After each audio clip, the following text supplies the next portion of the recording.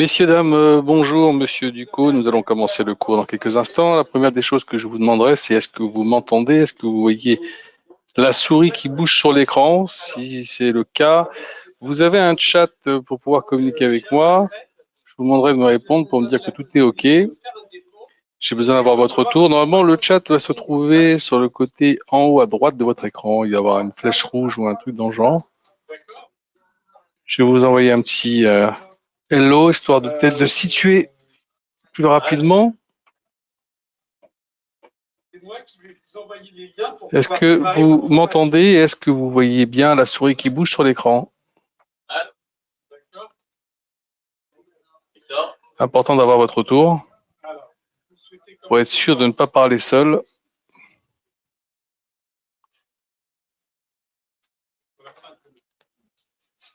J'aurais plutôt souhaité un petit OK. Sofiane, bonjour. Merci de ton retour. On va attendre quelques poignées de secondes le temps que les retardataires puissent se connecter et on commence juste après. Je vous laisse prendre connaissance des risques de marché. À bientôt. À tout de suite. Rebonjour à toutes et à toutes. Nous allons pouvoir commencer le cours qui, je rappelle, est sur les outils d'analyse technique. Alors que peut-être que certains d'entre vous connaissent déjà un peu, peut-être, ou déjà ont travaillé un petit peu de leur côté les différents éléments. Alors, qu'est-ce que c'est que les outils d'analyse technique? Ce sont des instruments qui sont mis à notre disposition pour essayer d'interpréter l'évolution des cours. Je dis bien d'interpréter, dans la mesure où on n'a pas de certitude, on n'a jamais de certitude dans les marchés, sinon ça serait trop simple. On a la possibilité vraiment on va dire, d'éluder un maximum de faux signaux, qui pourraient nous mettre dans une situation compliquée. Donc on essaye au maximum de trouver les bons départs des mouvements. Alors, comment ça se passe? La première des choses qu'on fait, là, je me suis mis sur le gold. Je ne sais pas si vous êtes d'accord d'être sur le gold ou vous voulez avoir peut-être un autre produit.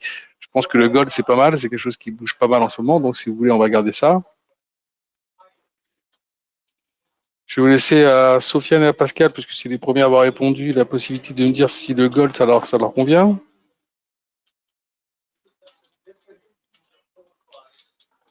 OK. Alors, on y va. On commence donc sur le gold. Première des choses qu'on fait quand on fait une étude graphique, c'est d'abord de faire les couloirs, OK, c'est-à-dire les trends, et après les résistances et les supports. Et à partir d'une fois qu'on a fait ça, à partir de là, on peut pouvoir commencer à insérer d'autres éléments d'analyse. Alors, on y va, on prend la souris. Je vais ici sur dessiner un canal équidistant. Vous voyez, j'ai maintenant sur ma souris deux petites parallèles. On va commencer par prendre vraiment les derniers mouvements. On ne va pas aller chercher plus loin. Voilà, on se met là, hop. Et on va essayer de mettre le maximum de points. Vous voyez, là, on a 1, 2, 3, 4, 5 points. Donc, on a déjà ici. Donc, ici, là, je clique dessus. Là où il y a 3 petits carrés, c'est pour la pente. Là où il n'y en a qu'un seul, c'est la parallèle. Donc, la parallèle, après, je la prends, je la descends. Et je viens où je la prends ici, sur ce point-là. Ou là, je peux la chercher jusqu'ici, vous voyez. On pourrait la prendre ici. Et on va la prendre comme ça, histoire d'avoir un maximum de points. Donc là, on a dessiné déjà le premier couloir. OK, je vais grandir un petit peu. Voilà, vous voyez un peu mieux. Je grossis comme ça. Donc là, on a le premier couloir dans lequel, pour l'instant, on voit bien un couloir ascendant.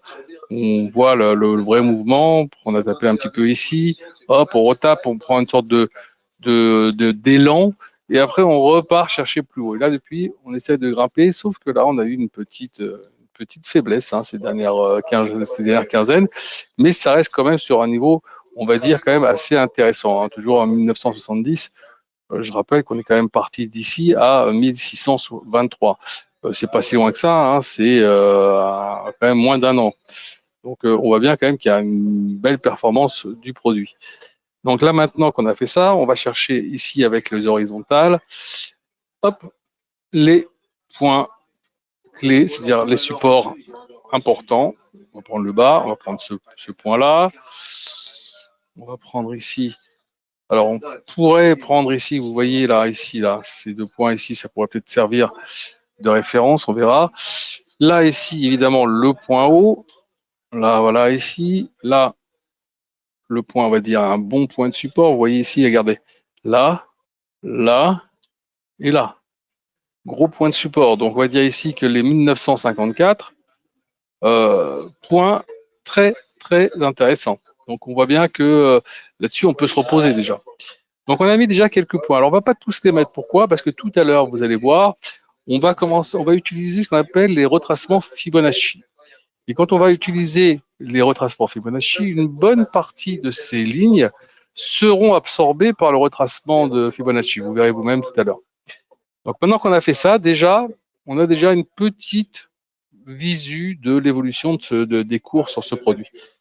Je vais donc maintenant dans Insertion, Indicateur, je descends sur Trend, Bollinger Band. Je vous laisse le temps de pouvoir visualiser la direction comme on fait pour y arriver. Si vous avez des questions, évidemment, au fur et à mesure, si vous voyez quelque chose que vous n'avez pas compris, vous pouvez poser les questions sur le chat. Je regarde au fur et à mesure. J'appuie sur Bollinger Band. Et là, j'ai ici une petite fenêtre qui s'ouvre. On touche à rien ici. La couleur, si vous voulez la changer, vous pouvez. La grosseur du trait, et vous faites OK. Et là, vous avez les bandes de Bollinger qui viennent se mettre sur le graphique. Alors, qu'est-ce que c'est que les bandes de Bollinger? C'est une moyenne mobile ici de 20 jours avec des écarts types qui sont calculés par rapport à cette moyenne mobile qui nous donne en fait la possibilité d'anticiper en te disant de quelle façon on pourrait bouger les cours par rapport à cette moyenne mobile, soit vers le bas, soit vers le haut. Auquel cas, normalement, quand on vient taper le bas, comme ça a été le cas ici, vous voyez, on va grandir un petit peu, on va grandir encore un tout petit peu comme ça. Quand on vient taper le bas de la bande de Bollinger, vous voyez, on a des retours. Et quand on tape en haut, on a des retours dans le sens inverse. On tape en haut, hop, retour. Très souvent, ça se confirme. Donc, c'est quelque chose d'assez intéressant à regarder en étude graphique.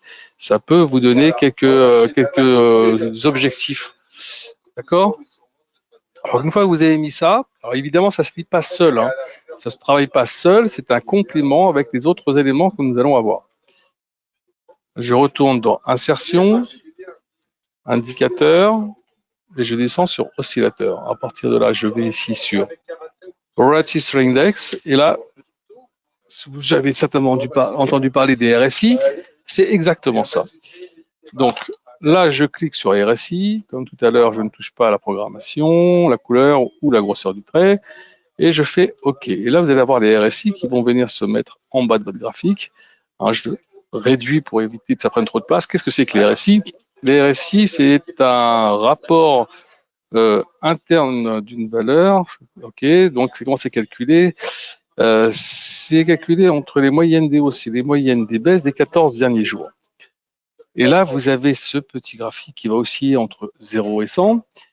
Comment ça se dit? Quand on est proche des 30, c'est un marché qui est survendu. Quand on est proche des 70, c'est un marché qui est suracheté. Alors, si on se met, et si on regarde ici, vous voyez, quand on est plus ou plutôt près des 70, on voit bien que là, on a tapé plus ou moins le haut, on a eu ce retour. Là, si on vient taper ici, on était en haut, on a eu des petits retours qui se sont mis après en place. Là, ici, on était en bas, on était plutôt survendu, on a bien vu que derrière ce qui s'est passé. Là, on est venu titiller pas trop loin des 30, et là, vous voyez, on a commencé un petit peu à rebondir. C'est pas encore un rebond franc et puissant, mais ça reste quand même une petite partie du rebond. Donc maintenant, vous avez vu comment on lit un peu ce RSI. Alors après, vous avez la possibilité, et ça, je vous engage à le faire, c'est de mettre un petit peu des petites lignes pour voir un peu, pour encadrer les derniers mouvements. Vous voyez, important. Là, vous avez ici, voilà. Donc, vous pouvez maintenant vous dire que depuis pas mal de temps, on oscille entre 28 et 78. Vous voyez? Et depuis maintenant depuis le mois de mars, on est plutôt dans une ligne médiane qui tourne ici aux alentours des 50. Alors, bon, voilà, on reste quand même dans un niveau plutôt médiane. On continue. Maintenant qu'on a vu ça, on va aller chercher un autre élément, indicateur, oscillateur, MACD. MACD, hop, la grosseur du trait si vous voulez, les couleurs. OK, vous allez avoir les MACD qui vont se mettre en bas. On va réduire un peu. Alors, qu'est-ce que c'est que les MACD? Les MACD, ce sont des moyennes mobiles exponentielles qui vont être très intéressantes parce que c'est des moyennes mobiles, mais ça se lit différemment que les moyennes mobiles moving average classique. On pourra mettre tout à l'heure sur le graphique. On verra ça tout à l'heure.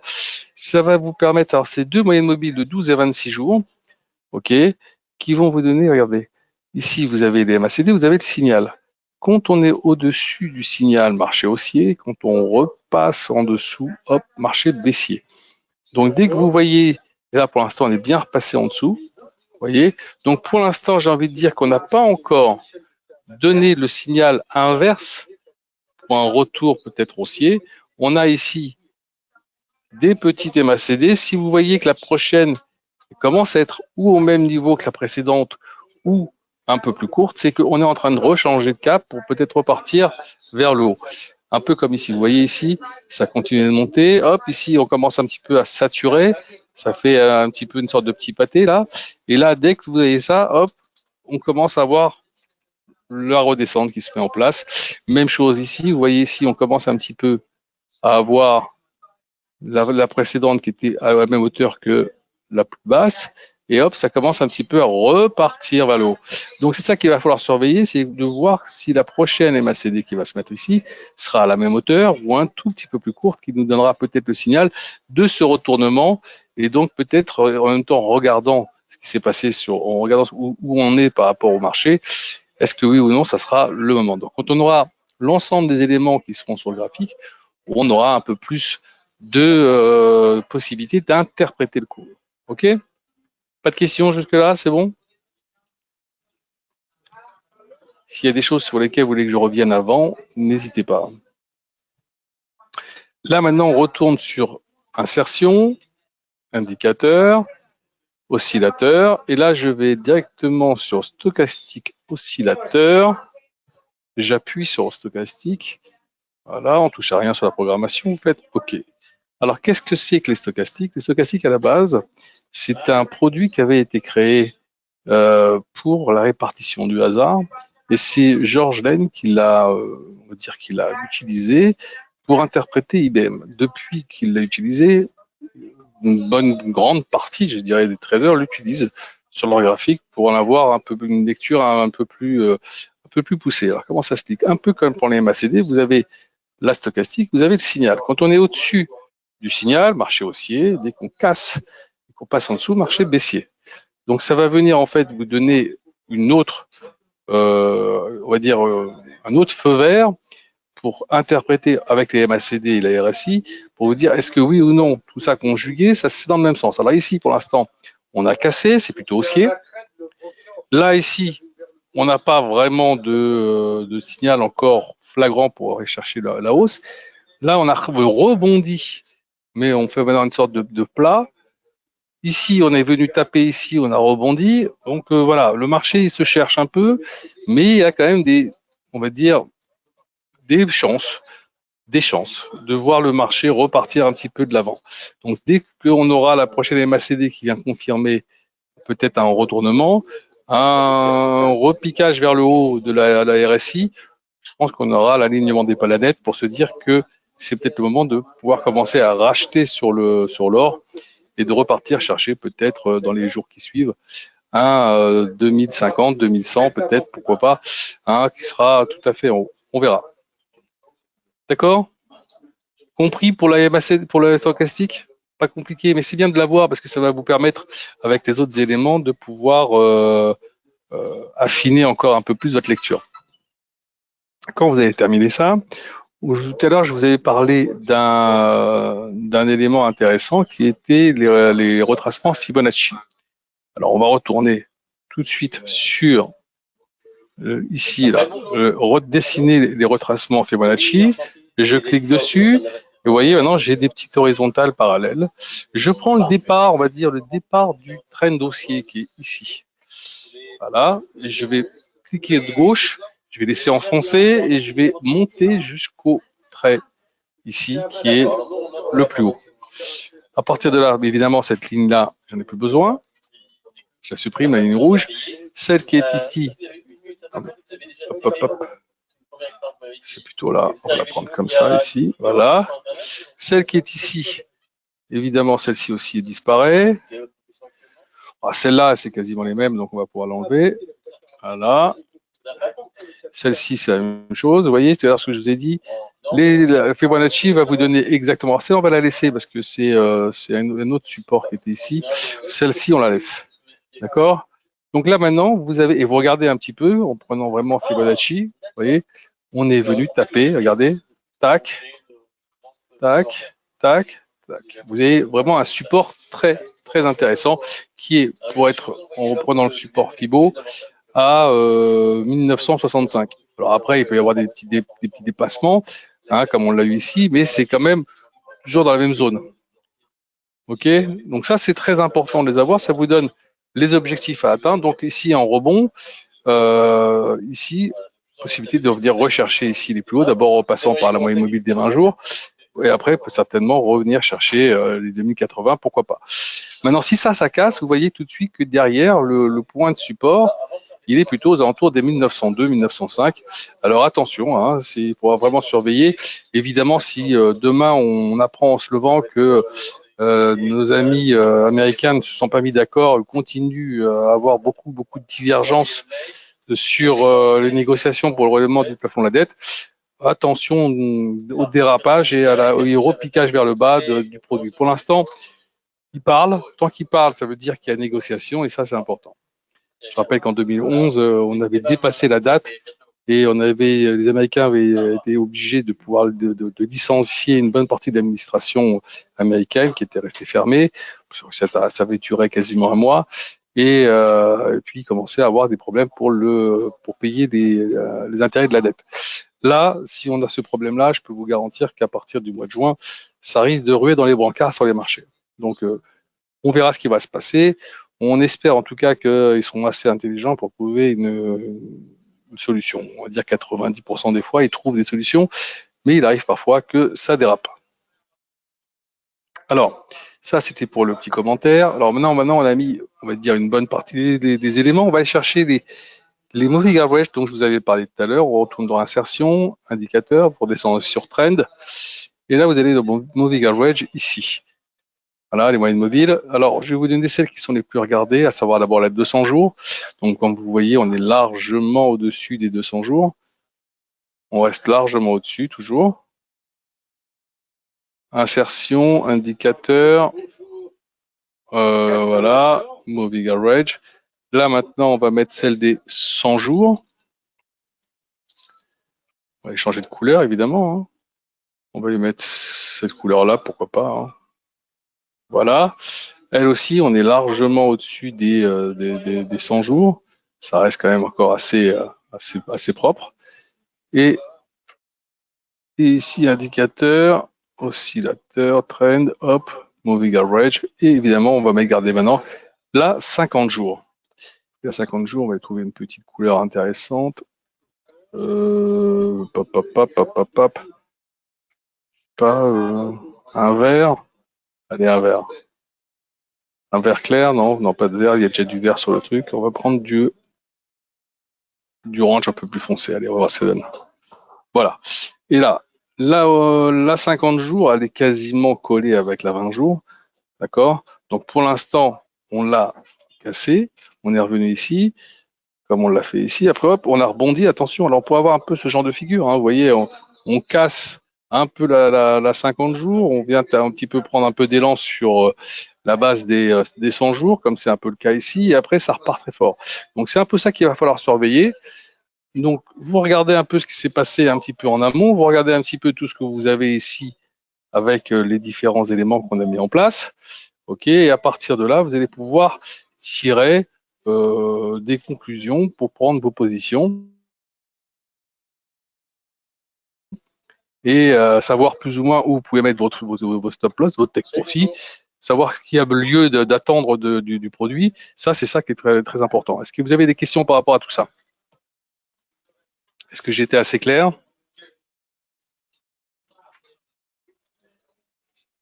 Non, pas de questions, c'est bon? Alors, je vous conseillerais quand même, une fois que vous avez terminé de faire toute votre étude graphique, c'est d'enregistrer votre graphique pour ne pas l'avoir à le faire à chaque fois. Donc, vous allez ici dans Enregistrer graphique, Enregistrer modèle. Vous appuyez ici. Là, ici, vous mettrez Gold. Merci Pascal pour ton compliment. Alors, ici vous mettrez Gold, vous faites Save. Quand vous l'avez sauvé, vous allez avoir le nom du produit qui va venir se rajouter dans votre petit lexique. Et donc, au fur et à mesure, tous les produits que vous aurez sauvegardés, vous les aurez ici en onglet et vous aurez plus qu'à passer de l'un à l'autre pour aller voir un peu, surveiller un peu les produits sur lesquels vous avez un intérêt particulier. Que ce soit l'euro-dollar, que ce soit le SPX 500, que ce soit le Nasdaq, que ce soit le BTC ou que ce soit d'autres produits. Ok, ça sera intéressant pour vous de les avoir et d'en tirer parti. Donc là, on a un nouveau webinaire demain.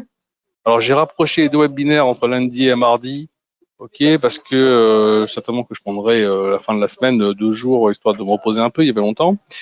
Et donc je vous invite à vous inscrire au webinaire de demain. Pour ceux qui ne savent pas encore très bien utiliser la MetaTrader, il y a quand même des petites finesses des fois qu'on ne connaît pas. Je vous invite à vous y inscrire. Passez une excellente fin de journée et à très bientôt.